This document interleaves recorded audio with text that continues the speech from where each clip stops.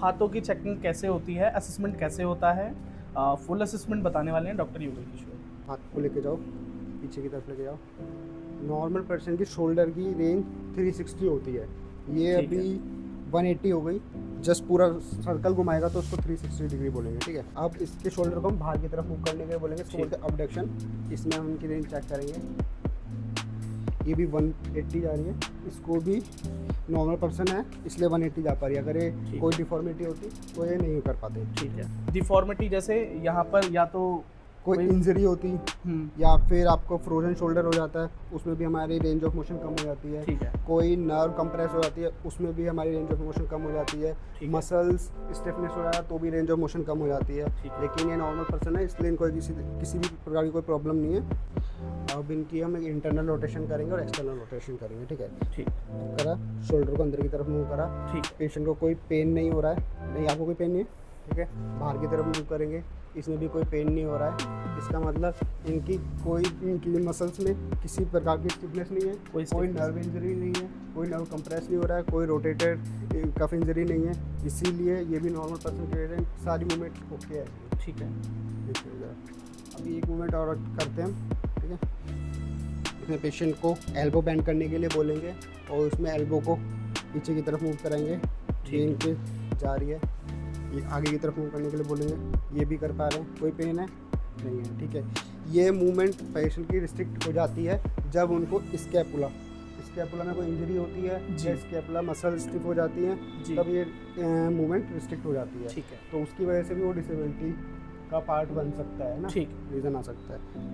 ठीक हो गया। इनकी ना एल्बो की स्ट्रेंथ चेक करेंगे, ठीक है जी। पेशेंट का हम हाथ पकड़ेंगे, थोड़ा सा फोर्स लगाएंगे, पेशेंट को बोलेंगे अपनी तरफ खींचने के लिए। ठीक है। चलो आप अपनी तरफ खींचो, फिर से खींचो। तो इससे क्या पेशेंट के ना शोल्डर, रिस्ट और एल्बो तीनों की स्ट्रेंथ चेक होती है। ठीक है। और सेम फोर्स हम उसको बाहर की तरफ लगाने के लिए बोलेंगे। चलो फोर्स लगाओ, ठीक है। ये फिर से करो।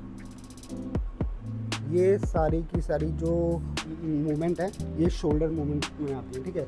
और आप पेशेंट को अंदर की तरफ फोर्स लगाने के लिए बोलेंगे। चलो अंदर की तरफ फोर्स लगाओ और एक बार बाहर की तरफ लगाने के लिए बोलो।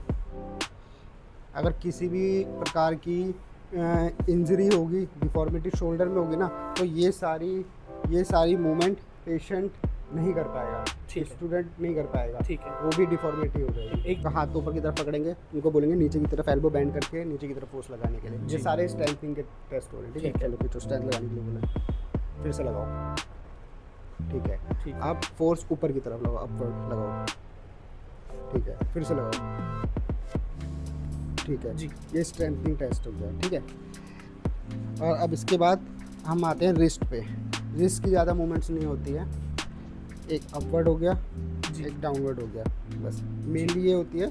थोड़ा बहुत इंटरनल रोटेशन, एक्सटर्नल रोटेशन होता है, ये ज़्यादा मूवमेंट नहीं होती है। लेकिन हमारी ये फिंगर्स हैं, फिंगर्स में जॉइंट्स हैं। अगर ये जॉइंट देखो आप, नॉर्मल पर्सन सारे जॉइंट्स काम सही कर रहे हैं, ओके हैं। और हम इसको एक बॉल ग्रिप करने के लिए बोल सकते हैं। आप बॉल पकड़ो, चेक करने हाँ, के लिए। तो इसमें ग्रिपिंग पता लग रही है हमको। दबा के रखो, ये सारी फिंगर्स पूरी तरीके से मुड़ी हुई हैं, ठीक है। बॉल को दबाया हुआ है और ये मतलब ये हाथ इनका सही है, ठीक है। चलो स्टॉप। स्ट्रेंथनिंग के लिए एक टेस्ट और आते हैं, ये होता है, चलो ग्रिप, इसको पकड़ो। इसमें स्प्रिंग्स लगाई जाती हैं, ये 1 स्प्रिंग है, लेकिन इससे भी पेशेंट को बोलेंगे ग्रिप करो, इसको दबाओ दबाओ। ये पूरा देखो स्ट्रेच हो गया है ना, तो स्ट्रेंथ ठीक पूरी है। लेकिन क्या होता है, और ज़्यादा मैक्सिमम स्ट्रेंथ चेक करने के लिए नंबर ऑफ स्ट्रिंग बढ़ा देते हैं, तो उससे चेक होता है। ये ग्रिप के लिए टेस्ट कराते हैं, ठीक है। ये हो गया। और असेसमेंट में ना स्टूडेंट के ना जब चेक करते हैं तो उसको चेक करते हैं हर तरह की पेशेंट के सेंसेशन आ रही है नहीं आ रही है, ठीक है। तो उसलिए पेशेंट को वो पिंच करके देखते हैं, कुछ फील हो रहा है, फील हो रहा है, ठीक है। और बाकी ठंडा गर्म पानी में हाथ डिप करने के लिए बोलते हैं, उनसे पूछते हैं आपको महसूस हो रहा है नहीं हो रहा है, ठंडे पानी में बोलते हैं। और ये सब कराना ज़रूरी है, क्योंकि आगे चल के मेडिकल प्रोफेशन में अगर आप डॉक्टर बनते हो, किसी का ट्रीटमेंट करने आते हो, तो उसमें ऑपरेशन के टाइम में ये सब चेक करने हमको आना चाहिए, वरना आप किसी को मेडिकली ट्रीट नहीं कर पाओगे। जी। ठीक है, तो अब कुछ छोटी मोटी एक्टिविटीज़ और करवाते हैं। वो कुछ सामान पकड़ा देते हैं, मटेरियल की लोहे बोतल है, आप इसको पकड़ के दिखाओ। सिलेंड्रिकल ग्रिप हो गई है। हाँ बिल्कुल, ठीक है, लगा दीजिए। बंद करो। और कई छोटी छोटी माइनर चीज़ें होती हैं, जैसे ये है, आप उसको बोलेंगे इसको पकड़ के ऐसे उठाना है, उठा के दिखाना। ये छोटे छोटे टेस्ट हैं, लेकिन ये काफ़ी इम्पोर्टेंट हैं। ठीक है, इसे पकड़ के दिखाओ, हुक की तरह होल्ड करो।